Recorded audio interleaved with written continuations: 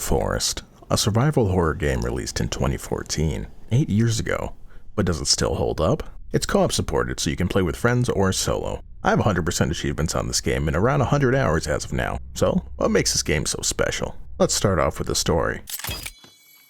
We start off our chilling adventure, chilling in a plane with our beautiful son Timmy. I mean, look at this face. How could you not love it? I'm in danger! But the plane is shortly taken down by what we later find out is a weird EMP-like field. We somehow immaculately survive the crash and see a beautiful, bald, half-naked man take our unconscious son and disappear into the forest. Roll credits.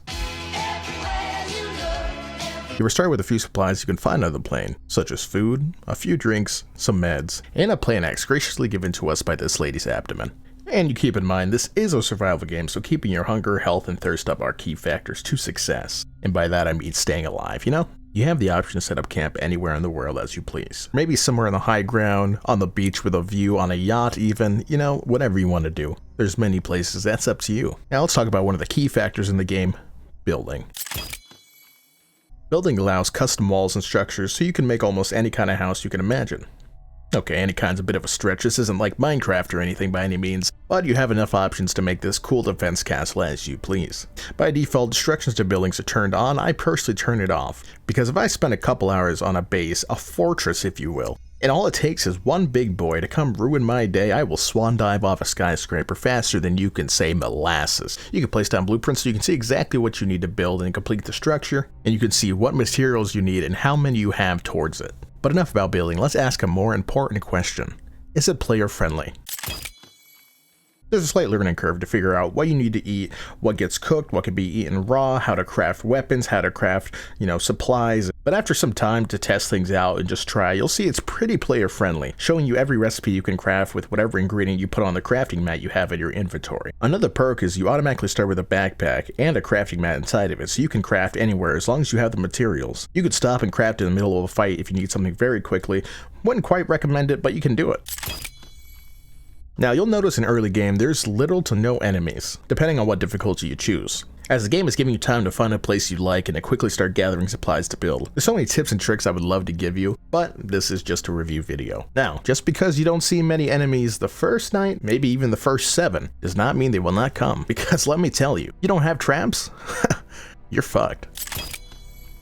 There are many types of unique enemies, and you can and will encounter, some being the normal cannibals coming in different forms, such as the female, which, you can see some, some that throw fire, some that are big and strong brutes, some that look like the leaders of the tribe with like little bones and lights on their backs, but deep hidden in caves.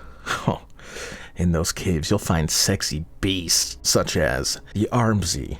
This little fucking windmill that chases after you and swings rapidly and will knock you out in 3 hits, so it can also knock down structures and trees very quickly. So like I said, if you want to turn that destruction to buildings off, I highly recommend it, or that Armsy will ruin your day and all your work in a matter of time. But there are more experienced players who do want that challenge. I am just not one of them. I know a bit about the game, but I am not putting the hours in to restart building after I get fucked by a little Armsy. You can also find these sexy little guys, but it's a little spider monster that has hops higher than Jordan himself. So you want to make sure your walls aren't very low, because that thing will hop in and run your fade. That brings us to this thumb looking motherfucker. This thing's literally just a charger from Left 4 Dead, and there are a few other surprise variants that I don't want to get too much into, but there are other things. These can and will also spawn in the later days of survival in the overworld, and might make their way into your base, so be prepared for a fight. However, craftable and reusable traps seem to kill them rather quick, so there's that. You only have to craft a trap once, and you can actually just reset it using one stick, which is so easy to find. It's very useful,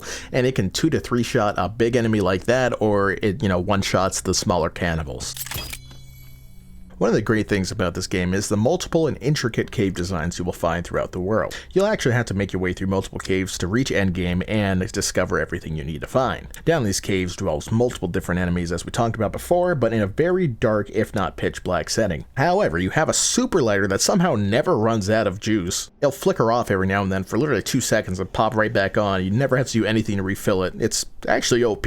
But also keep in mind that mobs are attracted to the light and can see you a lot easier, so even if not in caves and walking around the overworld, you want to keep that in mind, or you will be swarmed. The caves is where you'll find the improved weapons, a lot of supplies, clues, little pictures that little Timmy drew, parts of his toy robot he was holding when he got carried off the plane by the little sexy man. You remember that? Yeah.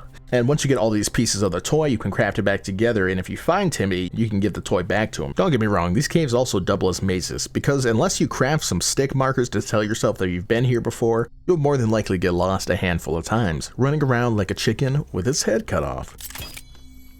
Now, I know this all sounds intriguing because it is. It wouldn't be a proper review if I didn't mention some of the problems the game has. For starters, mechanically, the aiming system with the bows and the spears are actually quite atrocious, if I do say so myself. You can get good with them, however, if you practice and, learn how they throw, how to aim them. Like, I'm decent at using them, but if they're close to you, you have to aim very low, like almost at their knees for it to hit them in the head, or it'll fly straight over them, and you'll never see it again. You'll just have to craft another one, or go try to find it. And, aim quite high if they're medium to far distance away. And I know that sounds normal for a lot of game mechanics, there's drop off, but this doesn't feel like that. This just feels very clunky. But then again, this is a game from 2014, so take it with a grain of salt. It's not the worst thing ever, it's not the biggest deal ever, it's just a gripe I have. The hit scan isn't great on some weapons either. You could be stabbing straight through an animal with a spear, and it will just go right through them. You'll see it go right through them, but it'll be like, nah, I don't think you're hitting it. I think we're just gonna let him chill. Other than those almost kind of major mechanical issues, I've had a few random glitches that don't happen often, but they happen, so